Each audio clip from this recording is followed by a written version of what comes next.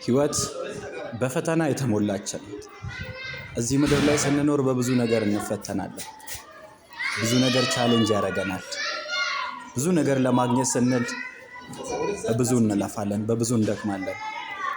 ብቻ ምን አለፋችሁ ሁላችንም የተሰጠንን እየተወነን እንኖራለን።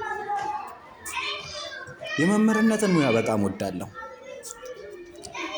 ልጆችን ማስተማር፣ ልጆችን የተሻሉ ደረጃ ማብቃት ፍላጎቴ ነው። ስራውንም በጣም ወድጄው እሰራዋለሁ። በጣም ደስ ይለኛል። ልጆች በእኔ ሲማሩ፣ በእኔ ሲቀረጹ፣ እኔ ያለፍኩበትን መንገድ እንዳያልፉ የበኩሌን እወጣለሁ። በማስተማሬም በጣም ደስተኛ ነኝ። ከምንም በላይ ደግሞ የሚያስደስተኝ ነገር በመምህርነት ሙያ የሚያገኘው ደሞዝ፣ የሚያገኘው ገቢ ሳይሆን የልጆቹ መለወጥ፣ የነሱ ነገን አርቆ ማየት ሳስብ በጣም ደስ ይለኛል።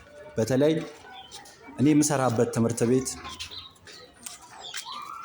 ችግረኞች የሚረዱበትና የደሃ ተማሪዎች ያሉበት ትምህርት ቤት ነውና ከነሱ ጋር አብሮ ማሳለፍ፣ ችግራቸውን መስማት፣ ያለፉበትን መንገድ እና በጣም ያሳዝናሉ ተማሪዎቹ። አብዛኞቹ የጎዳና ተዳዳሪ ናቸው። ቤንዚል የሚስቡት፣ ውጭ ላይ የሚያድሩ እና እኔ የምሰራበት ድርጅት እነኚህ ልጆች ከየቦታ ሰብስበው ነው የሚያስተምረውና በጣም ደስ ይለኛል ከነሱ ጋር ማሳለፍ፣ ከነሱ ጋር መስራት። ውስጤም በቃ ደስ የሚል እርካታ፣ ደስ የሚል መንፈስ ነው የሚሰማኝና የምኮራበት ሙያ ነው። ግን አንድ ነገር አለ። ቻሌንጅ የሚያደርገው ነገር ምንድነው?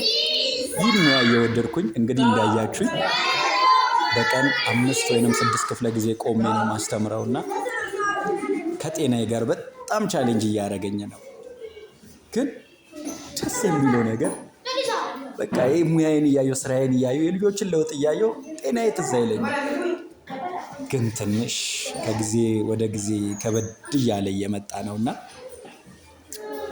ለረጅም ሰዓት መቆም፣ ለረጅም ሰዓት ማስተማር፣ ለረጅም ሰዓት እንትን ማለት የራሱ የሆነ ተጽዕኖ አለውና ብቻ እግዚአብሔር ይመስገን ደስ ይላል ሁሉም ነገር እና ቻሌንጅ የሚያደርገው ነገር ቢኖር እሱ ነው። ብቻ ምን አለፋችሁ እየሞከርኩ ነው። ሙከራ ላይ ነኝ። እግዚአብሔር ነገ የተሻለ ቦታ እንደሚሰጠኝ አምናለሁ። ግን አንድ ነገር ልጠይቃችሁ። ከሙከራ ባለፈ አንድ የእናንተ አገልግሎት ያስፈልገኛል። ይህም ቪዲዮ ቢያንስ አብዛኞቻችሁ ልታዩት ትችላላችሁ፣ 1000 እና ከዛ በላይ። ሁላችሁም ሰብስክራይብ አድርጉልኝ። የምታዩት በሙሉ እኔም የዩቲዩብ ተከፋይ መሆን ስለሚገባኝ ሁላችሁም ሰብስክራይብ አድርጉልኝ፣ ሼር አድርጉ። እየሞከርኩ ነው። አመሰግናለሁ።